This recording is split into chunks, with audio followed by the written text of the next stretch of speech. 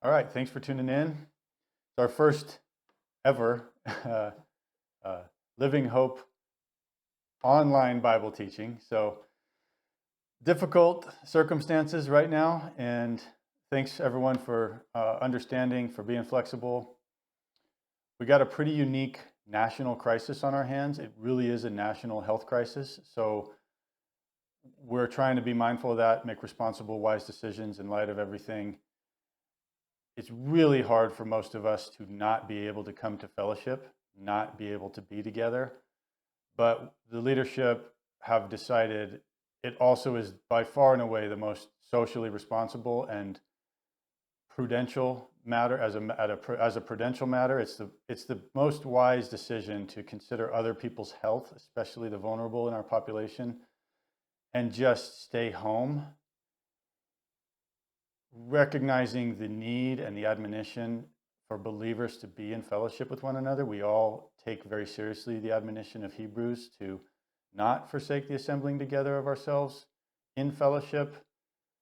But these are unique circumstances, and the ethical concerns for those around us, especially those who are vulnerable, and just the need to set a good example, be good witnesses, and mostly value human life.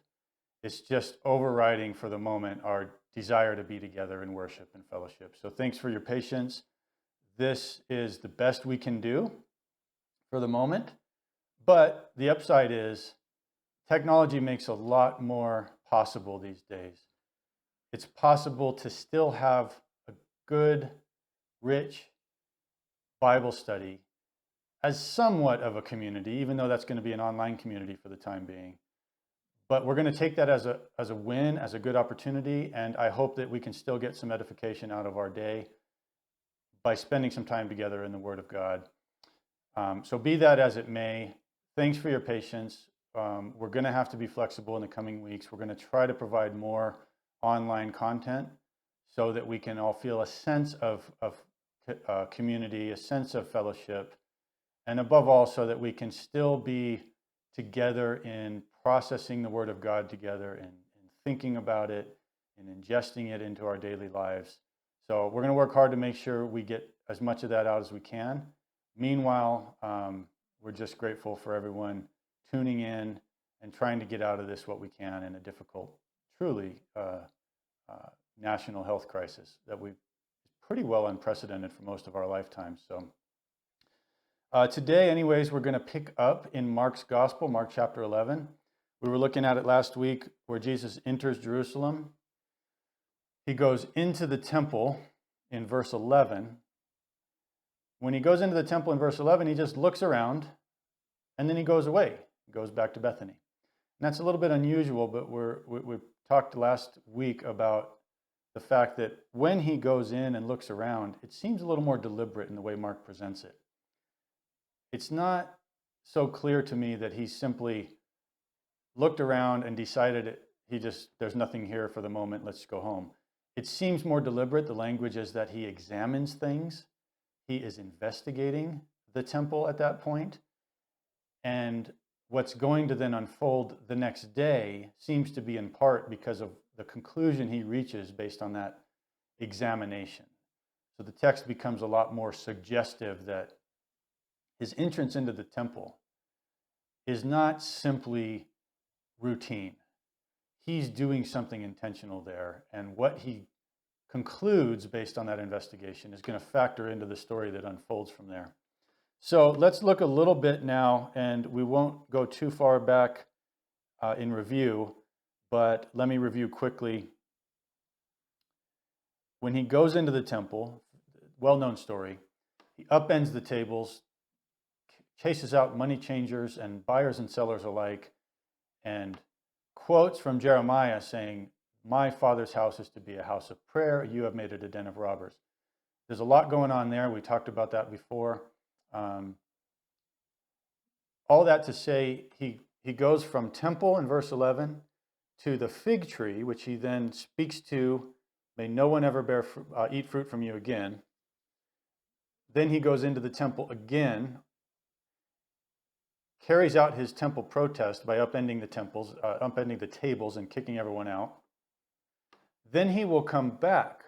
He will leave the temple complex, go back past the fig tree, and in verse 20 of Mark chapter 11, as he passes by the fig tree again with his disciples, Peter notices, hey, that fig tree that you cursed, look, it has withered. This is Mark 11, verse 21. So we got a pattern already here in the narrative. Verse 11 is temple, then fig tree, then temple, now it's fig tree again. You're meant to see these as weaving the story together because they're commenting on each other. In other words, the fig tree represents the temple. More specifically, it represents the temple leadership, the temple establishment, and in some sense, the life of the temple, the spiritual life of the temple as it stands currently in Jerusalem. So you've got the fig tree is the temple. The state of the fig tree will reveal something about the state of the current Jerusalem temple and mostly its leadership. The fig tree revealed itself, it announced itself as vibrant, as life-giving because of its leaves, because the green leaves promised what a fig tree is supposed to do is produce fruit. When Jesus gets up to it and sees no fruit, he denounces it not simply because it lacks fruit, that's obviously the heart of the argument, but also because it externally boasted that it would have fruit by revealing beautiful leaves that promise life and nourishment and abundance. However, none of that was there. It was merely an external show of life. The lack of fruit indicated what was really going on, and that reveals something about the state of the temple that Jesus goes in and denounces. So he speaks to the fig tree because of its failure to produce fruit, but also because of its show of having fruit, its show of life, even though it failed to actually produce it. That is the state of the temple's leadership, of the spiritual life of the temple, the moral life of the temple. By all external appearances, there should be life there. When Jesus gets there, he finds none. He finds it something else entirely. So the denunciation, if you will, the cursing of the fig tree is meant to be seen in parallel and represents the cursing of the temple and its failures, and especially, again, its leadership. So Peter observes this. Fig tree's withered. Rabbi, look, this has happened. I'm not sure that's a surprise to Jesus, but in any case, he answers him in verse 22, and this adds a layer of depth to the whole story and the way this story is playing out, and it's actually quite interesting, but it can be confusing. So look with me at verse 22. Jesus answered them, "Have faith in God. Truly I say to you, whoever says to this mountain, 'Be taken up and thrown into the sea,' and does not doubt in his heart, but believes that what he says will come to pass, it will be done for him. Therefore I tell you, whatever you ask in prayer, believe that you have received it, and it will be yours. Whenever you stand praying, forgive if you have anything against anyone, so that your Father also, who is in heaven, may forgive you your trespasses." So this looks like he has almost rather ignored the disciples' question or the disciples' inquiry. Look, the fig tree, it's withered. It looks like he's just changing the subject, right? What does a withered fig tree and a temple protest have to do with trusting God and learning how to pray properly? It looks like it can look, I guess, like a total change of subject. It's certainly a change in metaphor, right? He changes the metaphor. Peter says, look, the fig tree, you cursed it, now it's withered. Jesus says, yes, and if you say to a mountain, be thrown into the sea, it will be yours. He certainly changed the metaphor, which on its own can be confusing. And that shift can make people think that what's going on here is he's just like overlooking their inquiry. He's just changing the subject. It seems like quite a rapid divergence. Like he's moving on to something else. Big trees, temples. Let's talk about mountains. That's not what's going on, but it's going to take a deeper dive to understand why he might connect a fig tree with a temple with a mountain. He seems to be blending them all together. And to get into that symbolism is quite a deep dive. Now, we're going to take this opportunity to go a little deeper. We're going to have to back up a bit. We're going to have to build out some of the symbolism in the rest of the Bible pertaining mainly to mountains, but I think I can show you where mountains and trees and temples are actually, that's a more coherent way of seeing things like this if you get the full symbolic picture of the way the Bible uses these metaphors. So it's actually a good opportunity. We'll be able to do a little deeper dive today, and I'll try to keep it condensed down, but really bring out the symbolism.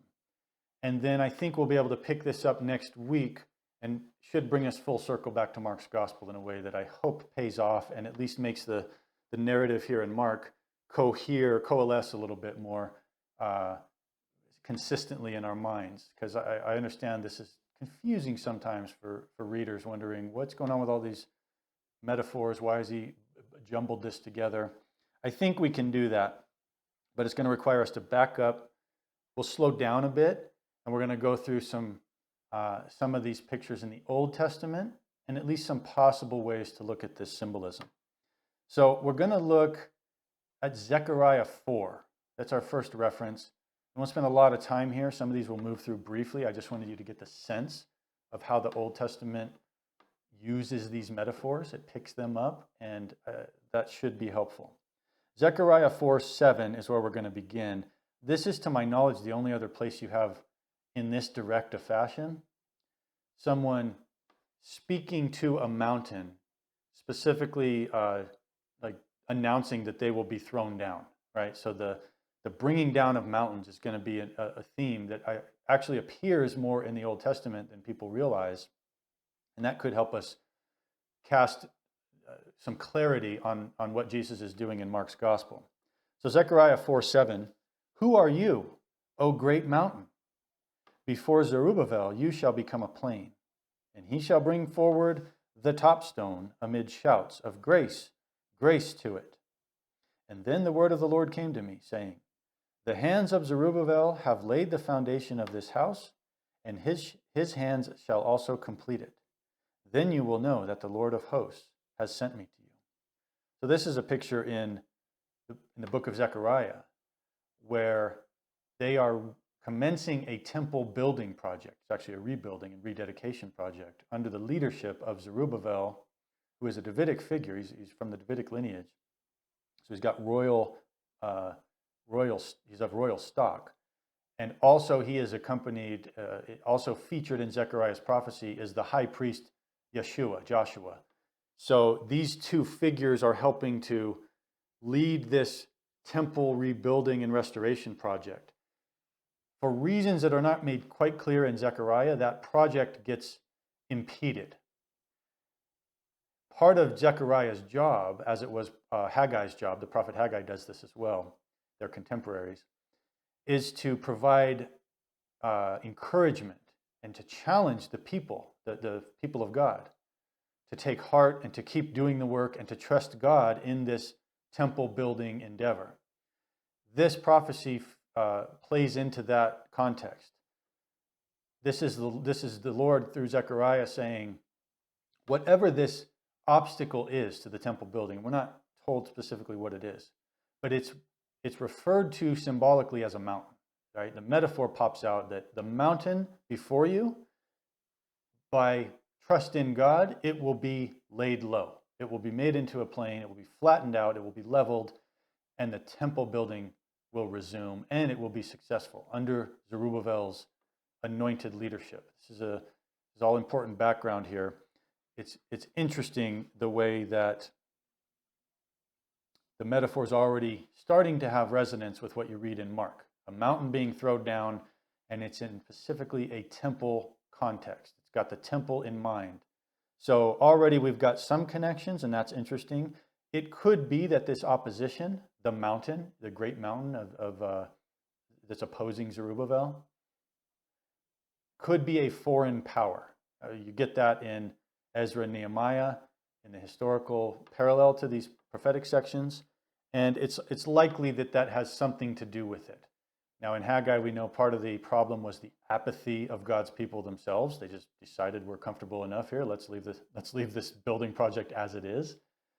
But likely they're also being opposed by foreign powers, enemy kingdoms, right? Opposing kingdoms. And that seems to be in view. And that would fit the important connection between mountains and what they represent and where we're going to go, which is mountains seem to be associated often in the Bible with kingdoms. So we'll build that out in a little bit, but there is a more underlying, more fundamental symbolism, symbolic meaning to mountain imagery throughout the Bible. It really goes back to Genesis, but let me give you a couple more specific references before we get to that. Psalm 15 and verse 1. O Lord, who may reside in your tent? Who may dwell on your holy mountain? Psalm 24 and verse 3. We sing this all the time. This is a great chorus. Who may ascend the mountain of Yahweh? And who may stand in his holy place? There's a very direct connections in both of those verses, and you have other references like this, to the place of God's presence, right? Here referenced as the tent or the holy place. In the Davidic, in the context of the Psalms, you'd be talking about the temple, but it would be the language going back all the way to the tabernacle and the tent of meeting. So the temple and the mountain are brought together in parallel. They represent the same basic thing, and that is at heart really the representation of God's presence, right? That's what's really going on here. So the connection between the place of God's presence and a high mountain, here the holy mountain, Mount Zion, Israel, Jerusalem, this is a deep biblical connection. It goes back implicitly to the Garden of Eden, where it's not, the mountain motif is there. It's not spelled out as such in the creation account, but what you do have in the creation account is the earth rising out of the waters, right? When God forms the earth, he first has to make it emerge from the waters, right? The chaos waters back in Genesis 1. That very image itself, right, of earth, land rising up out of waters where it's nothing but water, and then all of a sudden you have land. In the picture there that's going on in the narrative, you would have a mountain, right? Automatically, if you have earth emerging out of waters, you have a hill, you have a mountain of some sort, a high place. And then that place, or within that place, there is a garden planted. We call it Eden, Garden of Delights. Eden means delight. And in the midst of that, there is a tree. We don't know that it's a fig tree. I couldn't directly point this to Mark's gospel in the fig tree story there and say that's exactly what's going on, but it's interesting that there are fig leaves present in that narrative. And you have a tree where God's presence seems to be most centrally represented, right? Because it's the tree of life. Where do you get life in God's created world except from God himself, right? And we know that God meets with Adam and Eve in the garden. So this narrative presentation is already, if you're a careful Bible reader of the Hebrew Scriptures, you're starting already to think about mountains, holy places where God's presence is, and that is mostly identified with a tree that bears fruit and produces life. All right, so you've already got these images sort of swirling around together. Mountain, temple, tree, right from the very beginning. So when you read through the Psalms, and a lot of these Psalms would be sung as people are ascending Mount Zion, going up to temple worship, and they would have these songs in mind. Sometimes they would recite them as they go up. If you go to Jerusalem today, if you're on the tour bus and you're driving from, say, somewhere down south by the Dead Sea, but the day's itinerary brings you up to Jerusalem, the tour guides will typically play music over the loudspeakers on the bus, and you will sing together in Hebrew as you go up to Jerusalem to visit the Temple Mount, songs about Zion, songs about the holy mountain. It's still to this day done, and the Psalms are very much reflecting this. So who can ascend, and we will ascend, and the beauty of God's holy mountain, this is all built into a biblical way of thinking about these things, but the imagery is very, very ancient. It's embedded in Genesis implicitly, and then it gets more explicitly spelled out as you move through the different parts of the prophets. For example, one of the most explicit references that we're gonna keep in mind, and we'll come back to this next time. Ezekiel 28, very interesting, and somewhat controversial section of Ezekiel. Ezekiel 28, verse 13, the implicit picture I just gave you from Genesis and the creation account in the Garden of Eden, Ezekiel makes that explicit. So look with me, verse 13. This is a lament, it's an oracle against the prince of Tyre. Historically, that has a context for Ezekiel's day, but it is almost certainly additionally got a secondary meaning layered onto that. In many ways is actually the primary meaning, but it's addressing a divine being, right? Most people see this, actually most scholars don't. It's a minority opinion among scholarship, but almost certainly what's going on here, and plenty of good commentators point this out, this is an oracle which is speaking as much about a rebellion among the sons of God, right? These divine beings, angelic figures. And particularly here, one angelic figure we would call Satan. That's not implicit, that's not spelled out in the language here, but it's certainly implied. This is the serpent of Genesis 3, is the one in mind here as we read. But look at verse 13. That's who's being addressed, right?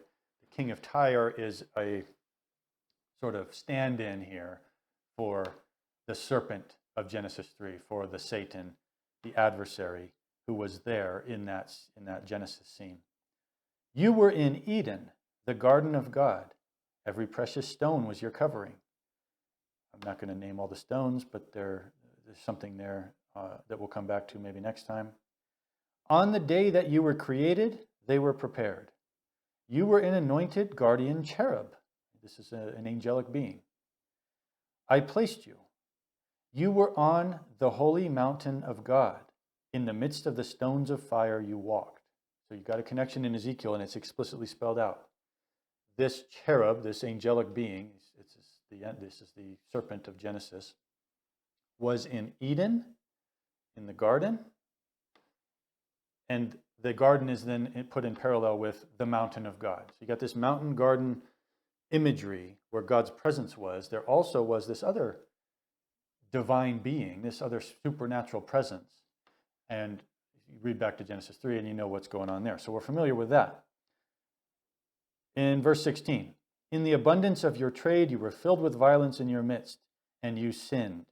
So I cast you as a profane thing from the mountain of God, and I destroyed you, O guardian cherub, from the midst of the stones of fire. We may come back to those stones of fire. That's interesting language we'll get to next time, perhaps. But the imagery here is important. What happens on high places is supposed to be you go there to meet with God. You get life from the tree. There's a monkey wrench here because there's another divine being in this scene, and his sin causes that place to be defiled in a sense, right? He brings defilement on it, so he gets cast out from there, gets cast down from the mountain. So a lot of this has to do with the way ancient people just conceived of high places, particularly mountains, right? Any place in the ancient world that humans didn't go a lot or couldn't go tended to be associated with deity. It tended to be just the place where gods must be or some supernatural entities must live. So whether that's the wilderness or the waters, right? Watery places like the sea, or mountains. Trees also, interestingly, because they are high up, represent something similar, which is like a connection between heaven and earth, right? So mountains certainly fit that bill. Of all the imagery in the ancient world, mountains are the most, you know this from, the Greek pantheon, from Mount Olympus, right? Gods dwelt on mountains to the ancient thinker. They became representative of what scholars will call the cosmic mountain, right? There's a lot of this imagery is just assumed in the Bible, even though it's not explicitly spelled out. But here in Ezekiel, that's what you're really getting. Interestingly, and I don't have time to go into detail on this, we've taught about it before, but the tabernacle in the wilderness, when Moses is given the instructions for the tabernacle, that whole system of worship, that's after they would come down from Mount Sinai, where Moses goes up, he ascends into God's presence, which in itself is a replay of ascending the mountain of God back in Eden, back in Genesis. When they're going to come down from that mountain and go wandering in the desert, they will have no more access to God's presence on a high place. The tabernacle itself becomes a sort of representation of the cosmic mountain, which is weird for people to think of. But if you conceptualize coming into the tabernacle to worship, bringing your offering and moving deeper into the Holy of Holies, if you picture that as going up, not just in laterally, it helps you. In other words, if you just take the thing flat on the table and invert it, right, put it at a 90-degree angle and stand it up, where the Holy of Holies is now sitting up here and the worshiper's coming from down here, that's how it's meant to work in representation. It's a little microcosm of an ascent up the holy mountain, up an ascent up into the realm of God, to replay the access to the Garden of Eden and the Tree of Life. A little complex. It takes a lot of exploring in Exodus and the symbolism of the tabernacle and how it's set up and how it works to get that out. But it seems very much to be going on, and it really helps conceptualize the mountain theme as an ascent into God's presence and how they could have a replica of that even though they're just walking around on flat ground. And then, of course, the temple replays that, only it's actually built up on a mountain. So you get the sense of it, but it's even made more vivid by the fact that you actually do ascend Mount Zion to go to the temple now. But the tabernacle was doing the same thing. You had to imagine it, right? It was imagination required to see yourself as going up into God's presence. It's part of why the burnt offering, as we call it, actually helps carry the imagery forward for us. In Hebrew, it's actually a going up offering. It's an olah, it's an ascension offering, which is to say the animal gets consumed on the fire and the smoke goes up. That's meant to symbolize, it's meant to signal something about the whole experience that the tabernacle was supposed to provide. In any case, mountain, Eden, God's presence, the cosmic mountain, the cosmic temple, that gets replayed on Sinai. The tabernacle becomes a sort of miniature Sinai that they're allowed to it allows them some version of replaying the experience of going into God's presence. And then the temple becomes the place that centralizes all of that. And it's actually on a mountain. So that's a lot to actually sort through on its own, but that gives you the sense of how the narrative uses this imagery and moves the metaphor forward. As we close just for today, keep that all in mind. And that will help you get a sense for how mountain and temple get connected so consistently throughout the Hebrew Bible. One place I have found that you see this very consistently, and there's quite an emphasis on it, is in Isaiah. He begins to speak about all the themes he's going to bring together, which are many, and they're very rich on their own. But the way he's going to speak about new creation and restoration and comforting my people, the role of the arm of the Lord to come and rescue God's people, the servant who would atone for sins and bring righteousness in a royal figure, right? A Davidic royal figure who would come and rule in righteousness when Yahweh returns to Jerusalem. All those he will flesh out as themes, but very often the way he does that is by using the imagery, the language of elevation. We talk a lot about mountains and being high. So Isaiah 2:2, it shall come to pass in the latter days that the mountain of the house of the Lord shall be established as the highest of the mountains, and shall be lifted up above the hills, and all the nations shall flow to it.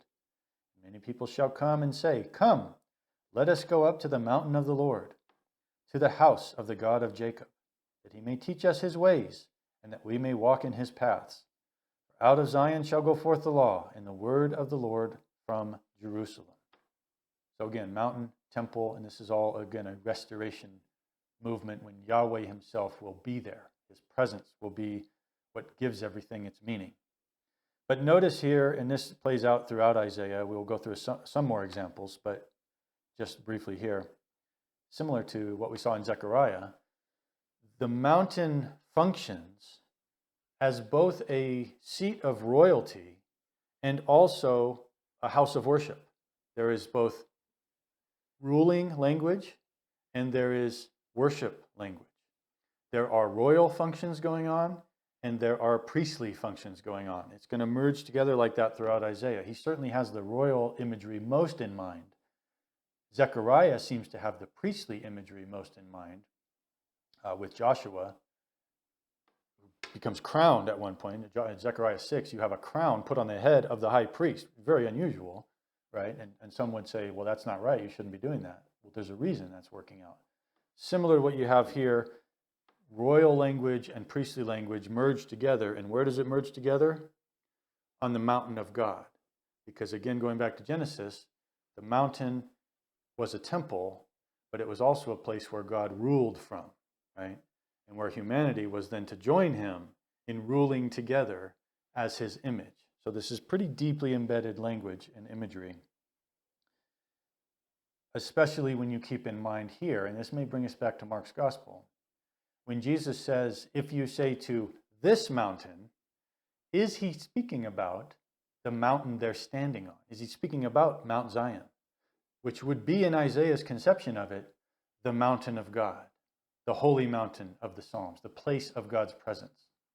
So a lot of suggestive things to think about here, which we'll have to continue next time. But Isaiah will begin to really mount this language of, no pun intended, he'll mount the language of elevation, high places being brought low, Mount Zion being lifted up. He will stack that on top of each other to build his case as we go through. He has a particular emphasis on it. In an eschatological banquet scene in Isaiah 25, and we'll close with this, he pictures what we would think of as a messianic banquet.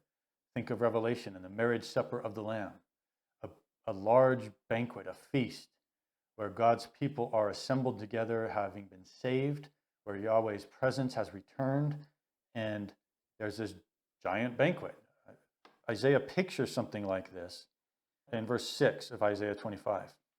On this mountain, the Lord of hosts will make for all peoples a feast of rich food, a feast of well-aged wine and rich food full of marrow, of aged wine well refined.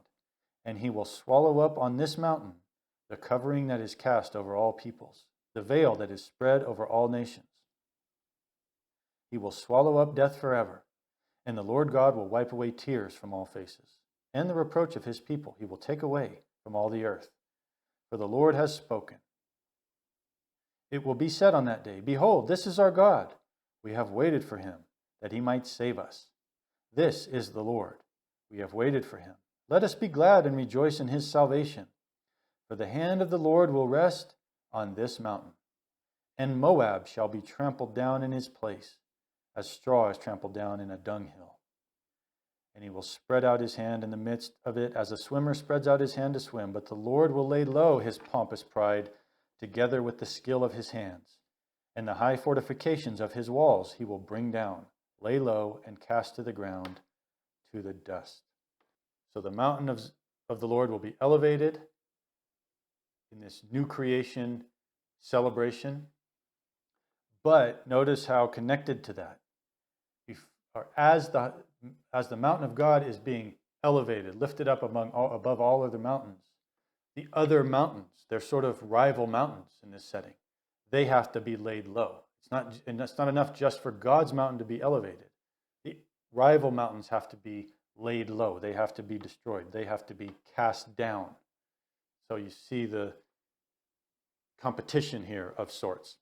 Here, the foreign power is Moab, but notice if you're paying attention, Moab will be destroyed so that Jerusalem can be exalted. But that destruction of Moab is depicted as the laying down of a mountain, right? The bringing low of a rival mountain to Yahweh's mountain. That's going to be where we'll pick up with mountains as rival kingdoms. Think back to where we started with Zechariah. Who are you, O great mountain? Before Zerubbabel, you'll be laid low. You'll be made a plain. That's coming to momentum here in Isaiah as well, where these are rival kingdoms, power structures that have to be dealt with, cast down, so that Yahweh can elevate his high place, and that God's people can have a clear path, as it were, a clear choice. We'll pick up with more from Isaiah, but this will carry us forward next time we're able to get together in some conversations that are going to go even a level deeper into the mountain symbolism and how Mark may be using that, how Jesus in Mark's gospel may be using that as he merges these metaphors together to send a deeper message to his disciples about what is it going to mean for praying that this mountain be cast down into the sea. Why is he telling us that that's how we should pray for? That's what we should pray for. I think it's going to be related to the way these kingdoms represent, or these mountains represent kingdoms, power structures. So there's a lot more there that we're going to explore. I hope this gives you enough to think about. In the meantime, we'll try to pick it up here. I'll come back to Isaiah and we'll make it full circle back to Mark's gospel next time we get together. Meanwhile, in a time of really national disruption, all of our daily lives are almost certain to be disrupted here at this point, for at least a little while. We need to be thinking about, not necessarily at this point, how to bring down power structures, but how to pray for those people in leadership over us, right? As we're commanded to do. We need to be thinking about how we can help our neighbor, helping the vulnerable. Please take seriously everything you can do to help slow down the spread of this coronavirus. It's no joke. It's no small thing. We don't want to be panicked, overreactive, reactionary people. As believers, we want to walk in faith. We want to conduct ourselves wisely, but we do want to be serious about the way we consider the well-being of our community. So please pray for what the nation's going through. Please pray for those who are in positions of authority. They have a difficult job. Even set aside for a moment what we think about how they're doing that job sometimes. We need to be praying for them to have wisdom, and then we need to all do our part. The more we can just take the initiative here and act in our own households, in our own communities, the better off this thing gets. The sooner it gets cleared up, the sooner we can weather it. And most importantly, the fewer lives lost. So I hope everyone will take that seriously. I'm encouraging you to do that. If there are any financial needs that the church can help meet, please let us know that. If there are practical needs that we can meet, please let us know that too. We all need to be mindful of how we can do our part. So I'm just going to leave you with that encouragement. And until we can get together next time online, and then praying for the day when we can meet together in person again, thanks for tuning in and giving the time to this today. I hope it does you some good and you get some edification out of it. See you next time.